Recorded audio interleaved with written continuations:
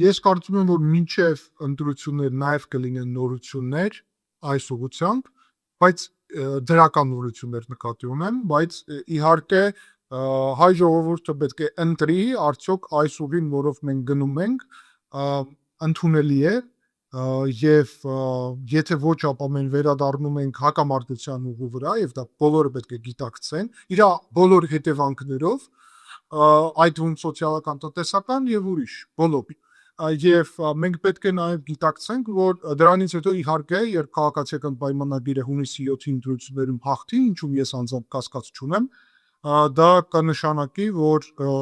այս խաղաղության գործընթացը լայնածավալ արդեն կսկսվի եւ իհարկե Թուրքիայի, Ադրբեջանի հետ հարաբերությունների կայունացման, TRIP ծրագրի իրագործման, ապա շրջափակման, տեսեք, Հայաստանը հսկայական հնարավորություններ կստանա դրանից հետո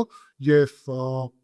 շատ դրական է, բայց մինչև այդ հիշեցնեմ, որ մեծ նշանակություն ունի Երևանում սպասվող եվրոպական ուրեմն այդ գագաթնաժողովը, որը մայիսի սկզբի տեղի կունենա, երկու գագաթնաժողով, եվրոպական հասարակության գագաթնաժողովը եւ քաղաքական հասարակության, եւ երկրորդը դա Հայաստանի եւ առաջին գագաթնաժողովն է նաեւ, շատ մեծ նշանակություն եմ տալի դրան, այցերը, որը տեղի են ունենալու եւ գուցե այդ նաեւ միջոցառումները սպասարկեն այս ընդհանուր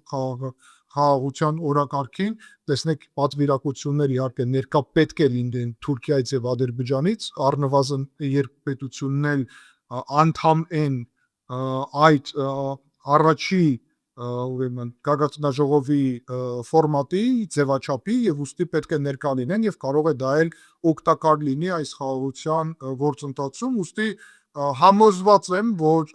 աննախադեպ զարգացում կարող ենք տեսնել այն դեպքում,